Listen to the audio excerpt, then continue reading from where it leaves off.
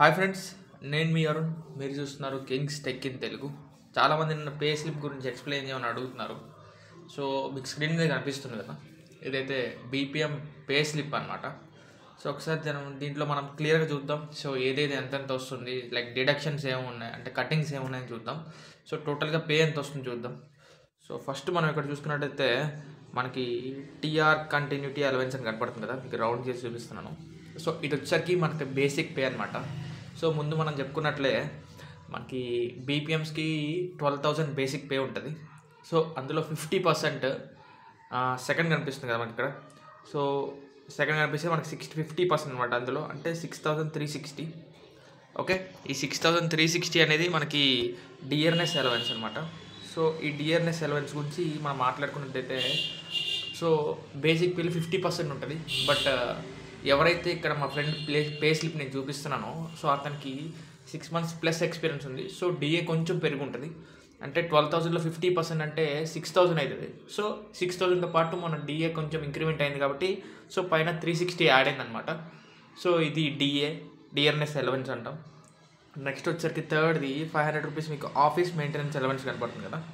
So ఈ office maintenance allowance అనేది so monthly మనకి స్టేషనరీకి కానీ లేదంటే స్వీపింగ్, లైక్ ఎవరైనా మన ఆఫీస్ ఓడవడానికి వస్తారు కదా, సో స్వీపింగ్ కానీ లేదంటే స్టేషనరీ పెన్సిల్స్ ఇట్లాంటి చూసుకోవడానికి మనకి ఇట్లా వస్తుంది అనమాట.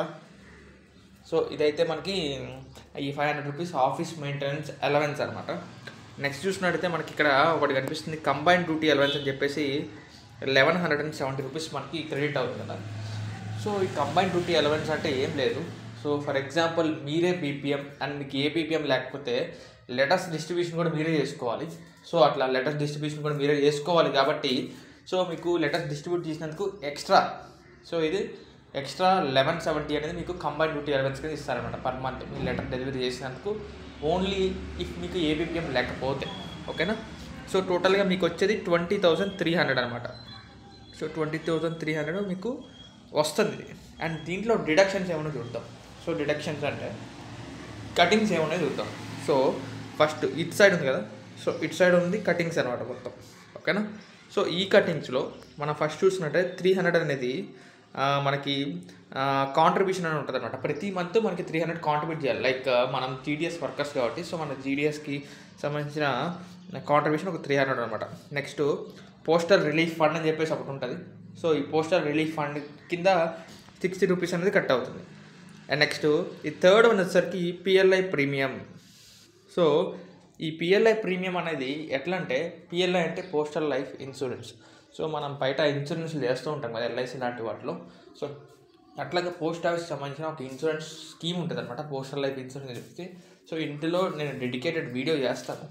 లైక్ అసలు పోస్టల్ లైఫ్ ఇన్సూరెన్స్ ఉండే బెనిఫిట్స్ ఏంటంటే చాలా బెనిఫిట్స్ ఉంటాయి ఆబ్వియస్గా. సో ఇందులో నేను ఒక వీడియో చేస్తాను నేను. ఓకేనా.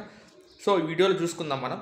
సో ఈ వీడియోలో లైక్ అసలు దీంట్లో అసలు బెనిఫిట్ ఏంటి వేరే వాటితో కంపేర్ చేసినప్పుడు అని చెప్పి చూసుకుందాం. పోస్టల్ లైఫ్ ఇన్సూరెన్స్ దాంట్లో బెనిఫిట్ ఏంటి. సో నేను కూడా కట్టుకుంటాను. సో అది మీ ఇష్టం, మీరు కట్టుకోకపోవడం మీ ఇష్టం. కట్టుకుంటే మీకు శాలరీ నుంచి డిడక్ట్ అవుతుంది. సో కట్టుకోకపోతే ఏమైందంటే మీకు శాలరీ డిడక్ట్ అవ్వకుండా సో మీకు ఎంతైతే అమౌంట్ శాలరీ వస్తుందో సో మైనస్ కాకుండా వచ్చేస్తుంది అనమాట.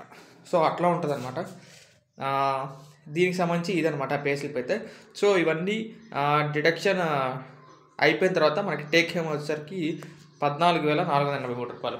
బై ఛాన్స్ మీరు కనుక పిఎల్ఐ కట్టుకోకపోతే సో మీకు ఈ 3,000 కూడా యాడ్ అయిపోయింది కదా. సో ఈ 3,000 కూడా యాడ్ అయిపోతే మీకు అప్పుడు 18,000 దాకా వస్తుంది శాలరీ అయితే. అప్పుడు 18,000 దాకా వస్తుంది కదా. సో ఈ 3,000 కట్టకపోతే సో అలా అనమాట. సో బీపీఎంకి అలా 18,000 ప్లస్సే వస్తుంది శాలరీ. So don't worry.